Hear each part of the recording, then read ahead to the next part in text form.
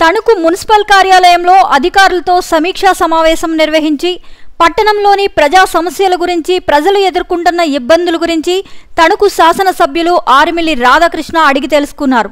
ఈ సందర్భంగా ఆయన మాట్లాడుతూ పట్టణంలోని పారిశుద్ధ్య సమస్య వలన ప్రజలు అనేక ఇబ్బందులు పడుతున్నారని, గత పాలకులు ఏ రోజు పారిశుద్ధ్యం గురించి పట్టించుకున్న పాపాన పోలేదని, పారిశుద్ధ్యంపై ప్రత్యేక దృష్టి సారించి త్వరితగతిన ప్రతి సమస్యను పరిష్కరించాలని అధికారులను ఆదేశించారు.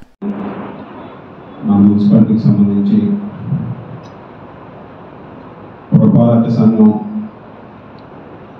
ఏర్పడినప్పటి నుంచి కూడా స్వర్గీయ మనుగోడు అచ్చెన్నప్రసాద్ గారు మొట్టమొదటిసారిగా ఈ పురపాలక సంఘం ఏర్పడినప్పటి నుంచి కొన్ని సంప్రదాయాలు ఏర్పరిచి దానికి అనుగుణంగా దీన్ని అభివృద్ధి చేయడం జరిగింది.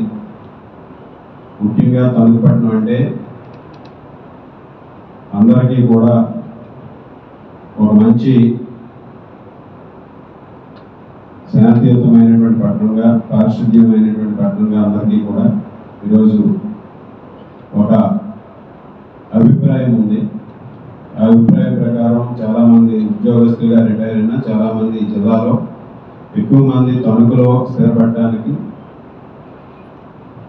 వారందరూ కూడా నిర్ణయం తీసుకోవడం జరిగింది.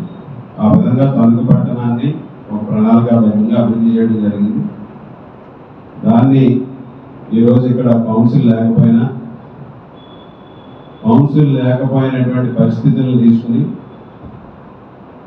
ఈ మున్సిపాలిటీని రాష్ట్ర వ్యాప్తంగా భ్రష్టు పట్టించినటువంటి వ్యక్తి మాజీ మంత్రి కారుమూరి నాగేశ్వరరావు. మున్సిపాలిటీని పూర్తిగా నాశనం చేసుకున్నాడు. మీ చేత చేయకూడని పనులన్నీ కూడా చేయించాడు. ఆ విధంగా ఈ మున్సిపాలిటీని రాష్ట్ర వ్యాప్తంగా కూడా గతంలో ఒక మంచి పేరు ఉండే మున్సిపాలిటీని ఈరోజు భ్రష్టు పట్టించాడు.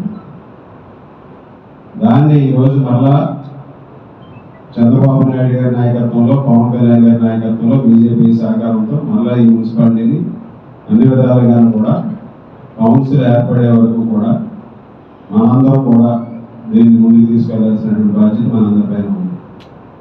ఈరోజు ఏదైతే కమిషనర్ గారు మాకు ఇంట్రడక్షన్ ఇచ్చారో దానికి అనుగుణంగా అన్ని డిపార్ట్మెంట్లని కూడా ప్రతి నెల కూడా మనందరం కూడా రివ్యూ చేసుకుని ప్రతి నెల దీనికి సంబంధించినటువంటి ఏ విధమైనటువంటి ప్రణాళికాబద్ధంగా వెళ్ళాలనేది ముందుకు వెళ్తాం.